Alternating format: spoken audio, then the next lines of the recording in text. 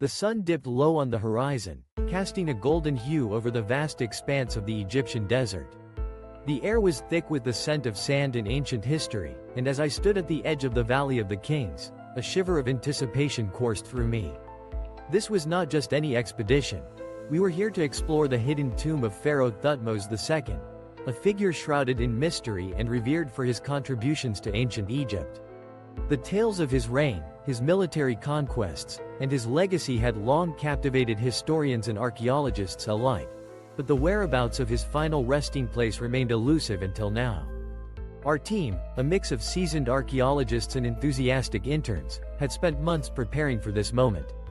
We had pored over ancient texts, studied maps, and consulted with experts who had dedicated their lives to unearthing the secrets of the past.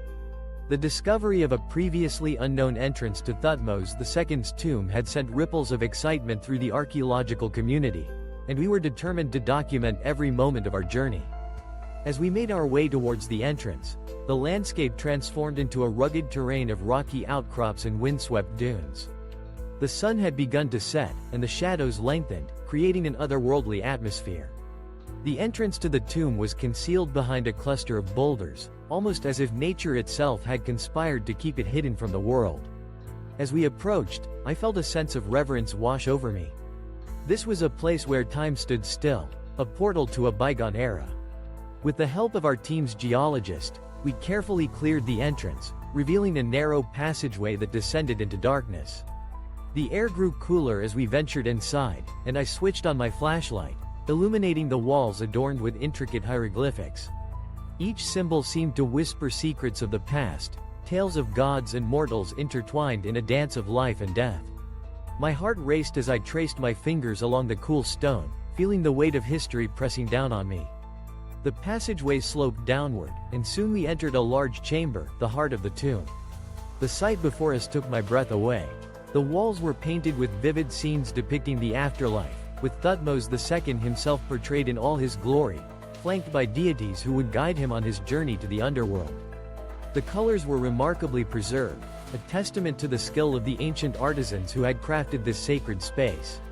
I could hardly believe that I was standing in a place where kings had once walked, where rituals had been performed, and where the hopes of an entire civilization had been laid to rest. As we explored the chamber, we stumbled upon a stone sarcophagus, its surface adorned with gold leaf and lapis lazuli. It was a sight that sent chills down my spine. This was it, the final resting place of Pharaoh Thutmose II. The sarcophagus was intact, a rare find in the world of archaeology. We gathered around, our breaths held in collective awe. The craftsmanship was exquisite, a reflection of the power and wealth of the pharaoh. It was clear that great care had been taken to ensure that he would journey into the afterlife in style. But as we examined the sarcophagus, we noticed something unusual. The lid was slightly ajar, as if it had been disturbed. My mind raced with possibilities. Had grave robbers found their way in? Had there been an ancient ritual that required the sarcophagus to be opened? We knew we had to investigate further, but caution was paramount. The tomb was a sacred space, and we had to treat it with the respect it deserved. We carefully pried the lid open, revealing the contents within. Inside lay a mummified body, wrapped in layers of linen, the face obscured by a mask made of gold and precious stones.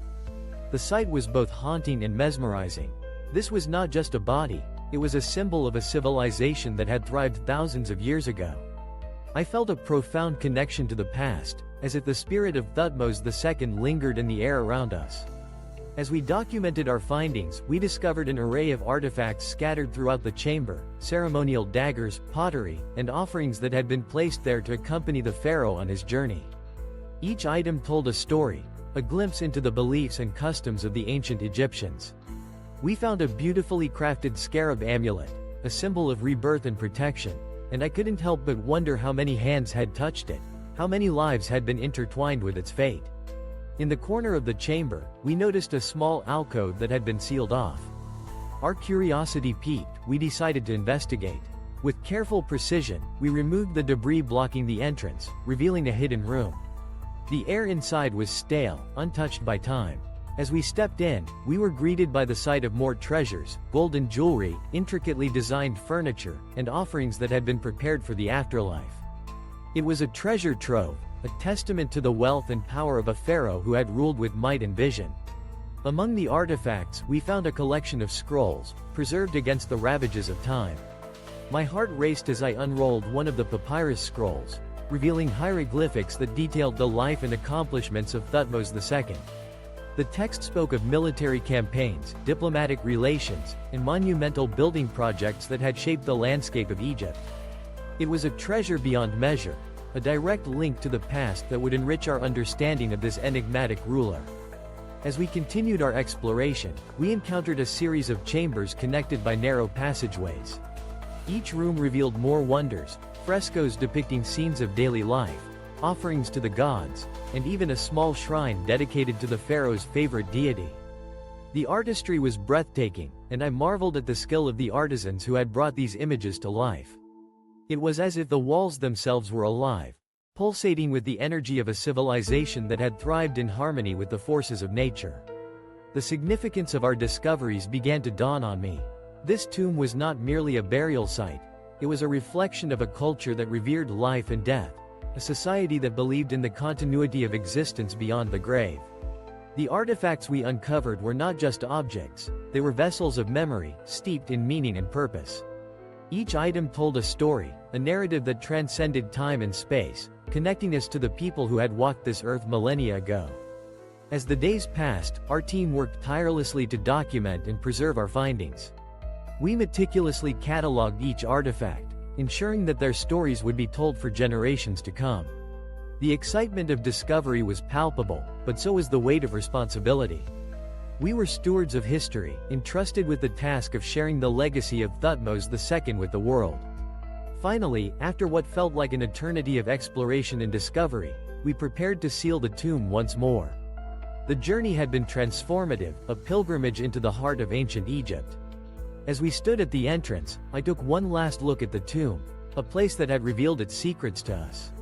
I felt an overwhelming sense of gratitude and humility. We had been granted a glimpse into a world long gone, and it was our duty to honor that legacy. As we made our way back to the surface, the sun rose on the horizon, casting a warm glow over the desert. The air was filled with the sounds of nature awakening, and I felt a profound sense of connection to the land and its history. The journey had not only been about uncovering artifacts, it had been a journey of the soul, a reminder of the fragility of life and the enduring power of memory. In the months that followed, our findings made headlines around the world. The artifacts were carefully transported to museums, where they would be displayed for the public to admire and learn from. The scrolls we had uncovered provided new insights into the life of Thutmose II, reshaping our understanding of his reign and the impact he had on ancient Egypt. Scholars and historians pored over the texts, eager to unravel the mysteries they contained. But it was not just the artifacts that captivated the world, it was the story of our journey, the narrative of exploration and discovery that resonated with people everywhere. Our expedition had sparked a renewed interest in Egyptology, inspiring a new generation of archaeologists and adventurers to seek their own paths into the past. The tomb of Thutmose II had become a symbol of curiosity and wonder, a reminder that history is not merely a collection of dates and events, but a living tapestry woven from the threads of human experience. As I reflected on our journey, I realized that the tomb had given us more than just artifacts, it had given us a sense of purpose. We had become part of a continuum, connected to those who had come before us and those who would come after.